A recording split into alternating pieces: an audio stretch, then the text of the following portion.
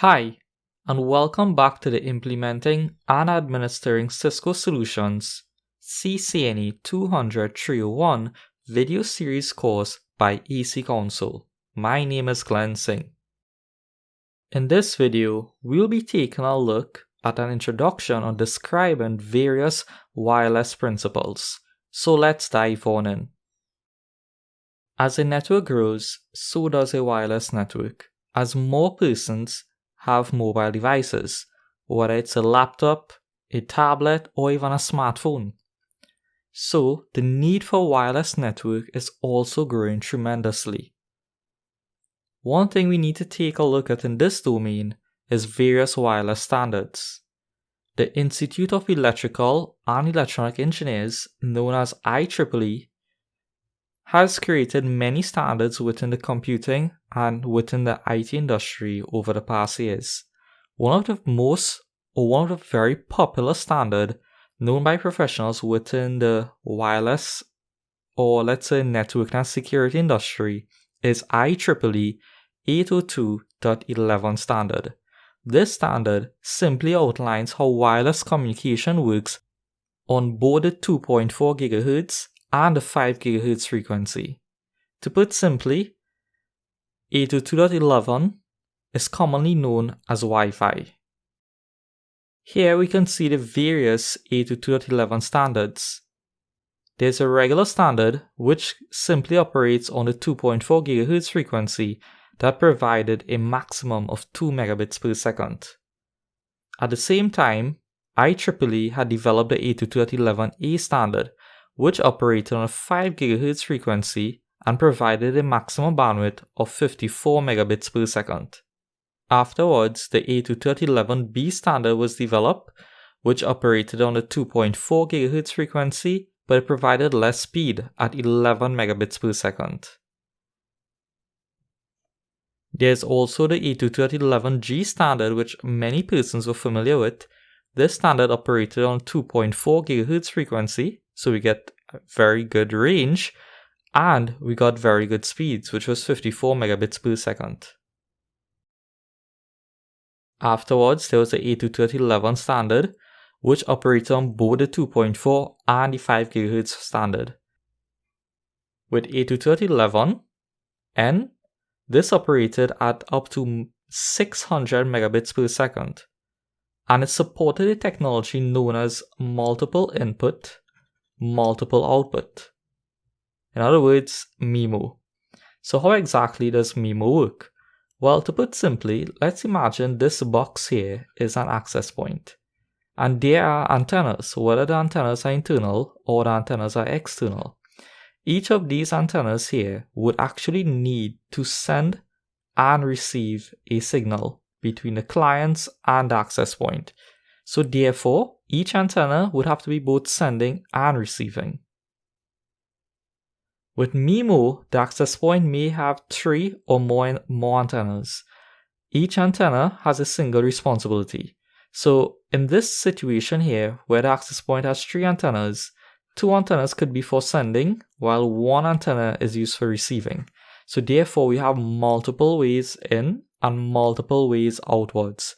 So if you're doing some research and you see, let's say you go on Amazon, or let's say you go on Cisco website or any other wireless access point manufacturer's website, you'll see that the new access point has multiple antennas.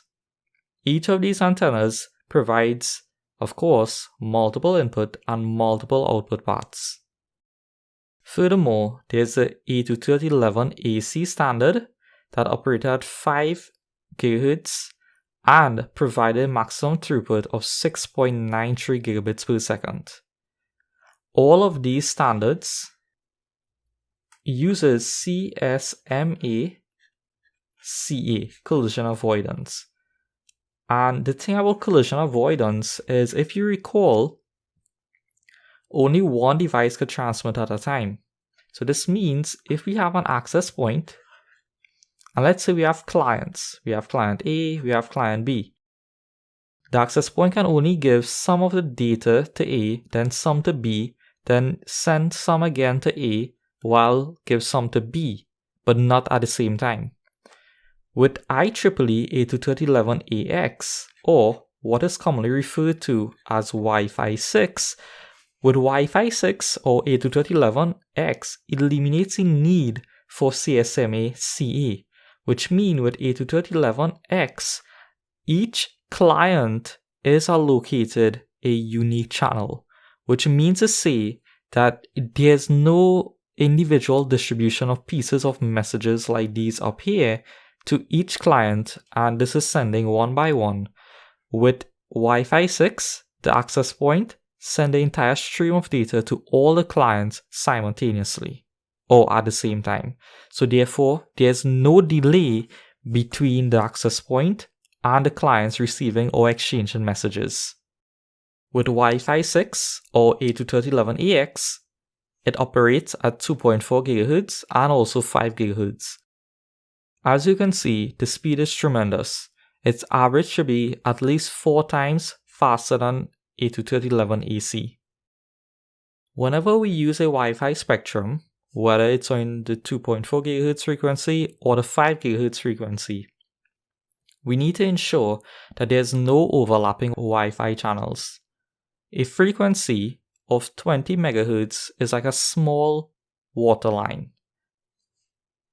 If we increase the size of the water line to 40 MHz, there would be an increase in the capacity of water that can be supported by the line itself. So therefore, a wider water line would mean more water can be transmitted or be transported between the source and the destination.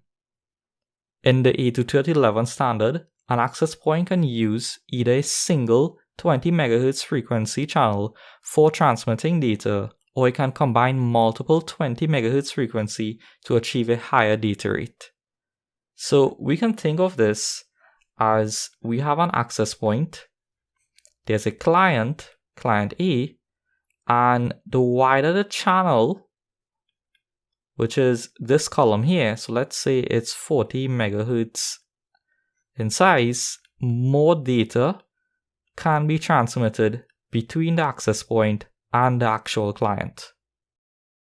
With a 2.4 GHz frequency, the IEEE 802.11 standard has outlined the use of the 20 MHz frequency with a 2.4 GHz range. Within the 2.4 GHz range, there are multiple channels.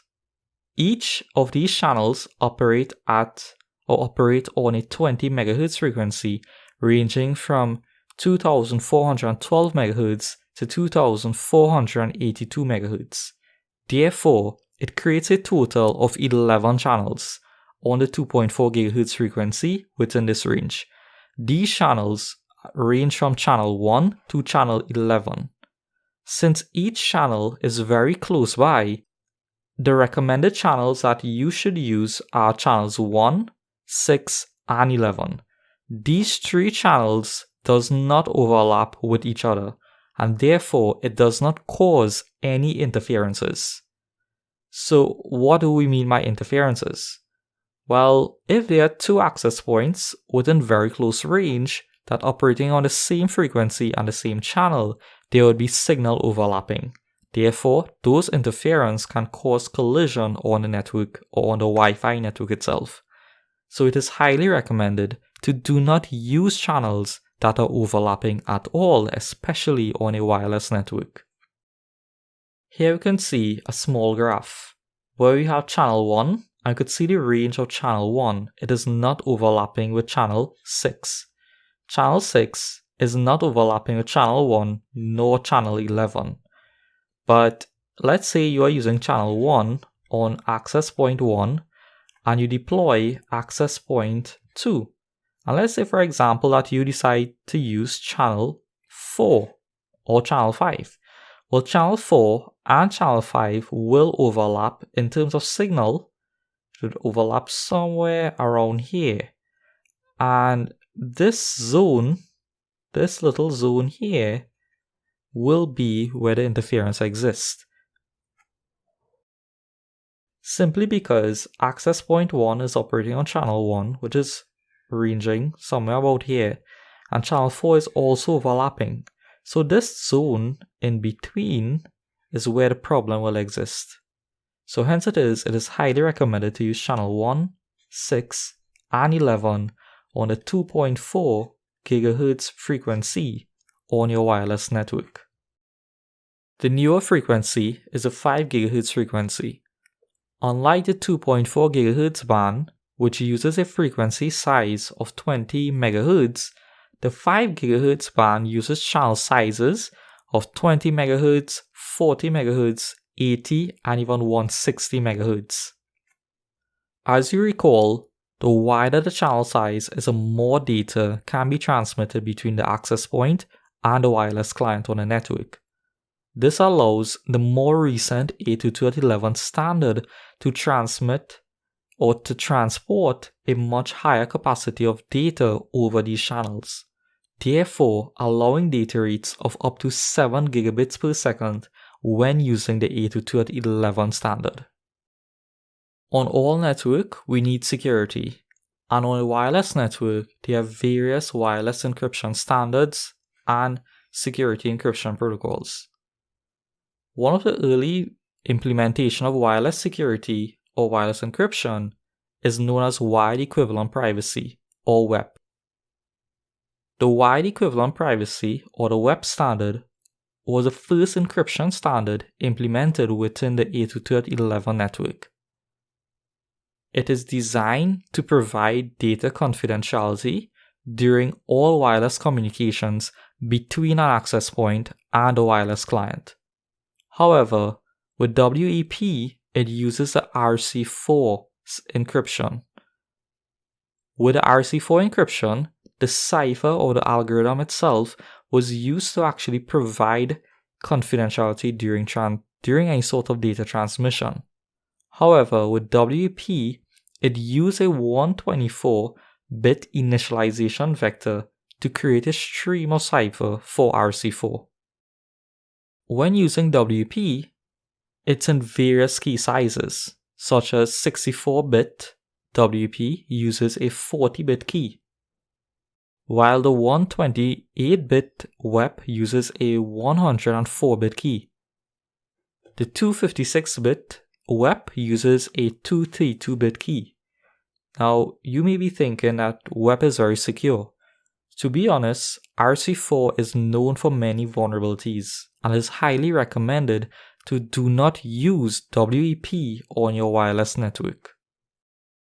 A newer standard known as Wi-Fi Protected Access or WPA, with WPA is another encryption standard designed for IEEE 802.11 networks, and it is considered to be the successor of the WEP standard.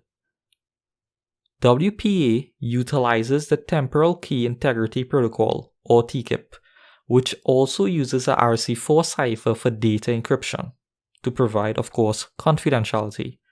TKIP, however, mitigated the vulnerabilities from WEP by simply increasing the size of the initialization vector and mixing their functions. The 128-bit temporal key is combined with the client's device's media access control address, or the MAC address of the client, and the initialization vectors to create a key stream which is then used for the data encryption. A newer version, which is known as WPA2 or Wi-Fi Protected Access 2, is a successor of the previously mentioned WPA encryption standard for the 802.11 wireless networks.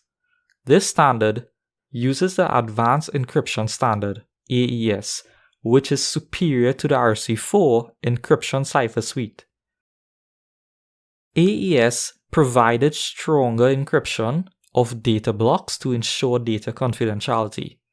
Furthermore, WPA2 applies a counter mode with cipher block chaining Message Authentication Code Protocol, or CCNP.